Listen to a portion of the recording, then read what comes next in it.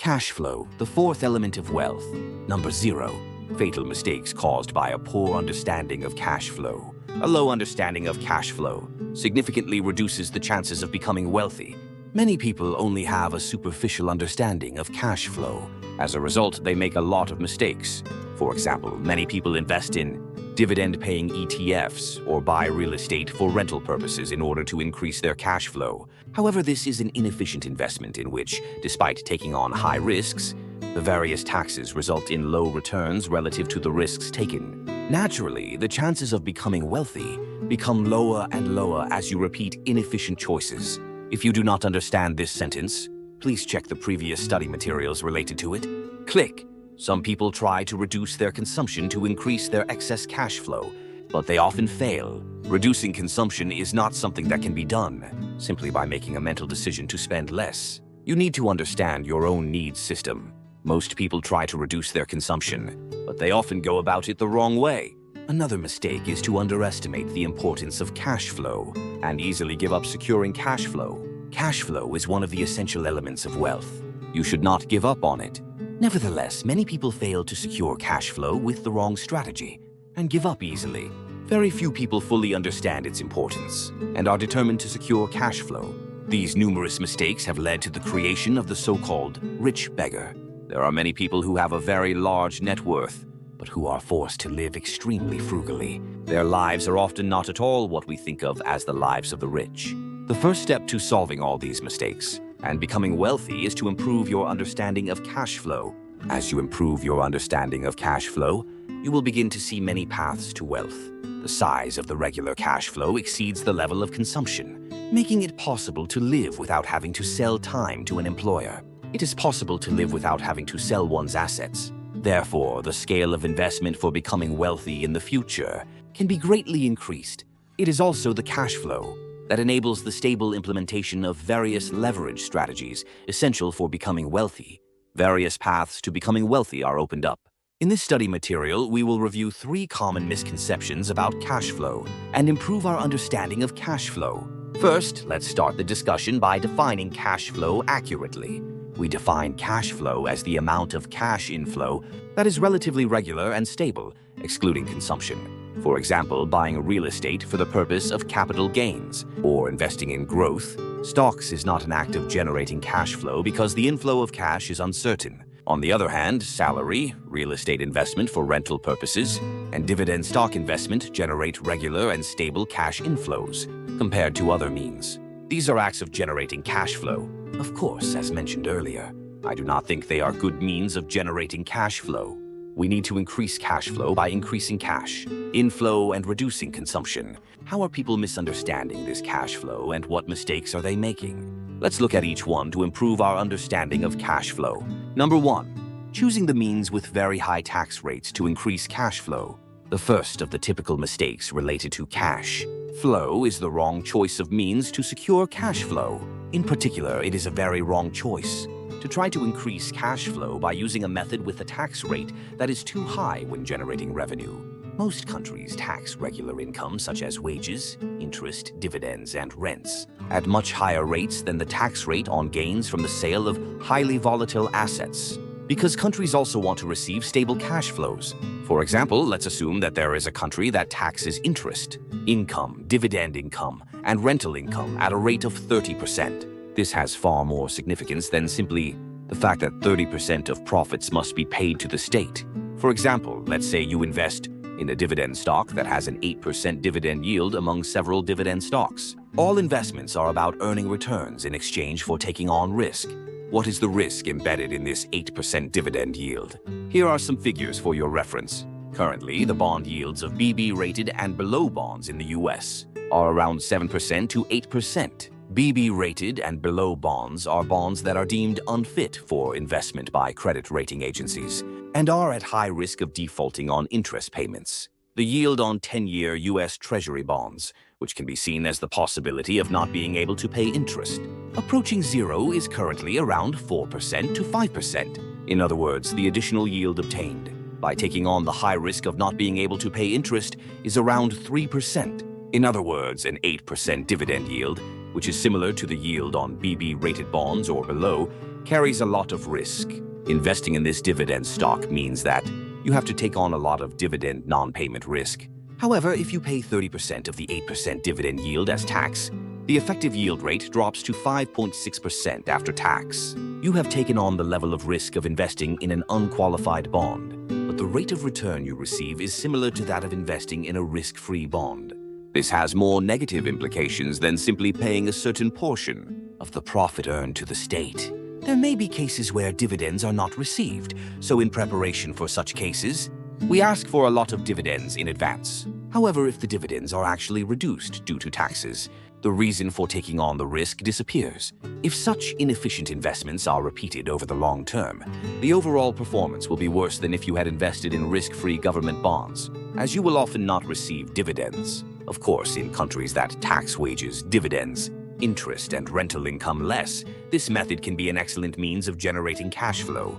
However, if in a country that does not, you invest in dividend stocks, invest in a covered call, ETF, or invest in real estate for rental purposes, you will surely underperform in the long run. If you live in such a country, you must find other means of generating cash flow. In fact, there are cases where wealthy Americans, including Elon Musk, intentionally do not receive wages or dividends from their companies. After listing their companies, they regularly take out equity loans to live on. Equity loans are not considered income, so there is no way to tax them under current law. For reference, under the assumption that the value of the stock continues to rise, the principal and interest of the stock-backed loan effectively have the character of capital that does not have to be repaid for the rest of one's life. That is why it is popular among the rich. If the value of the stock falls, there is a risk of a margin call. But if the loan amount is kept at a significantly lower level than the value of the stock held, this risk disappears. Of course, this method is impossible for most people. Reading this study material, we will gradually inform you of possible methods through various study materials. Number 2, many people do not know what the fundamental solution is to reduce consumption. We defined cash flow as the amount of cash that is regularly and stably flowing in, excluding consumption. This time, let's talk about consumption, one of the items that make up cash flow. This is because reducing consumption is also an important way to increase cash flow. Many people think that they should be patient, ignore their desires, and live frugally. However, few people who have vowed to save money actually succeed in saving money and accumulate great wealth. This is because they do not know the fundamental solution. This is similar to the fact that everyone knows that they should eat less to lose weight, but very few people actually succeed in losing weight. We believe that we can find a fundamental solution in behavioral science and the wisdom of the Jews. Only those who can understand their own desire system, based on the perspective of behavioral science, and develop a personalized frugality strategy, succeed in frugality. It will vary from person to person, but we will try to tell the most universal story.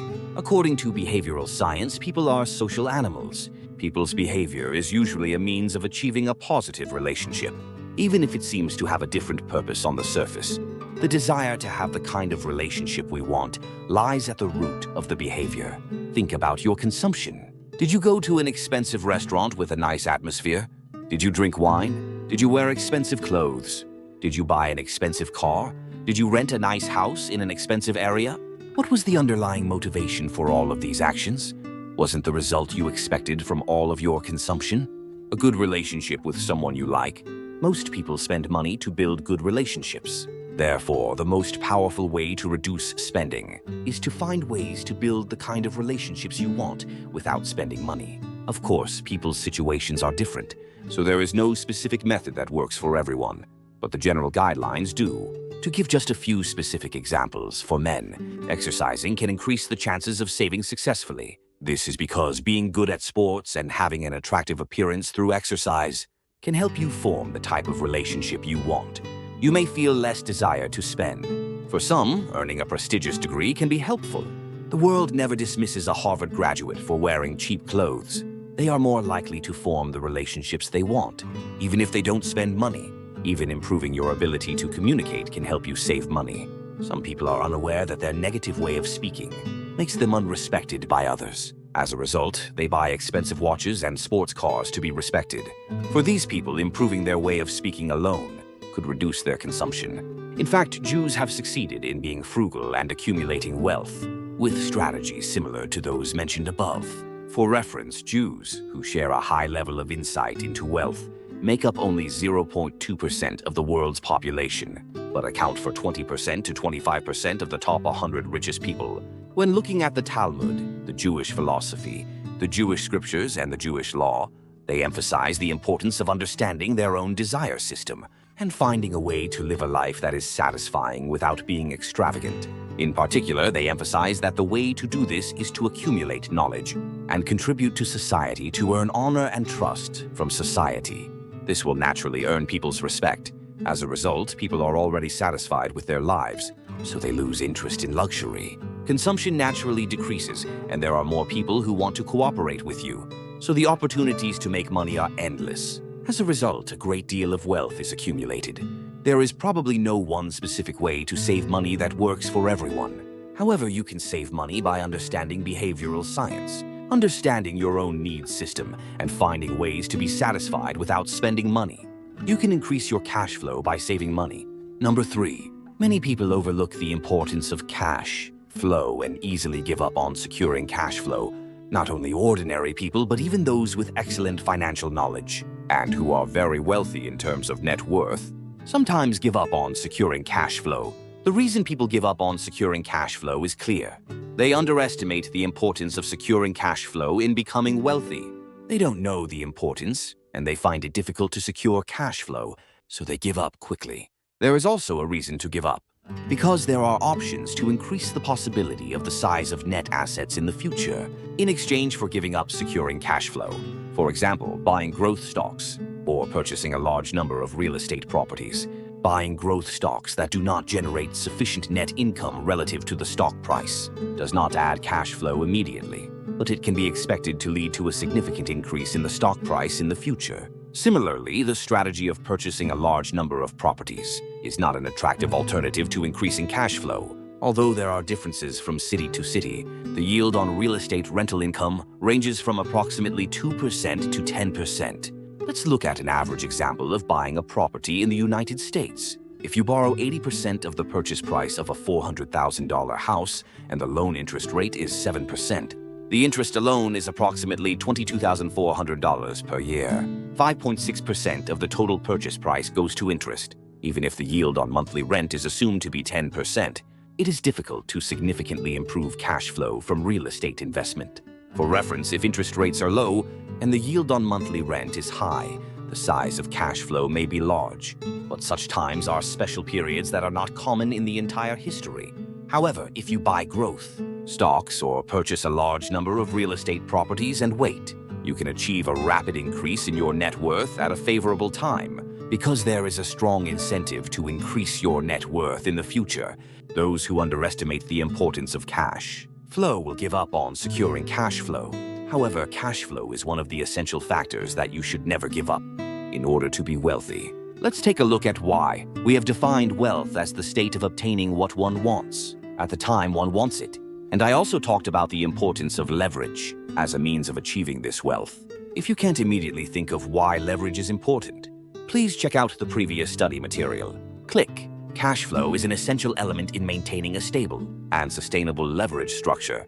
For example, let's assume that you are looking to invest by taking out a loan. The bank will calculate the maximum loan amount based on the size and stability of your cash flow. And to maintain the leverage structure over a long period of time, you must have a cash flow that can reliably repay the principal and interest. The same is true when you want to do business. Business is about finding people and capital that are currently deployed in inefficient places and combining them to deploy them in efficient places. Naturally, there are regular costs involved in combining people and capital, and cash flow is needed to cover those costs. No matter what leverage structure you build, cash flow is essential. The second reason why cash flow is essential is that without it, it is difficult to spend money even if you have a large net worth. We don't call a life in which you can't consume what you want when you want it affluent. Most people who are short of cash flow, no matter how large their net worth, live an unwealthy life. Many rich people live extremely frugally, even though they have secured a large net worth by investing, mainly in growth stocks or real estate. The best way to confirm this with statistics is to check the consumption patterns of countries with a high proportion of real estate in their total assets. As explained earlier, if the proportion of real estate is high, cash flow will be unstable, and the people of such countries can be confirmed to be living with a low level of consumption relative to their income. For example, in countries such as China, India, and South Korea, where real estate accounts for a high proportion of household assets, the propensity to spend relative to income is only 60% to 70%. On the other hand, the consumption propensity of the United States, Germany, the United Kingdom, and France, where real estate accounts for a low proportion of the total, is over 90%. Those who have structured their household assets to ensure sufficient cash flow can spend most of their income on consumption, but those who cannot must live extremely frugally, even if they earn money. This is psychologically understandable. People with insufficient cash flow have to sell their assets to spend, but people with sufficient cash flow can spend as much as they want without reducing the size of their assets. So the results are opposite. Cash flow is an essential element that must be secured in order to maintain the leverage that is essential for wealth and to continue to obtain what you want when you want it. Number 4. Learn the right cash flow strategy at Finoptio.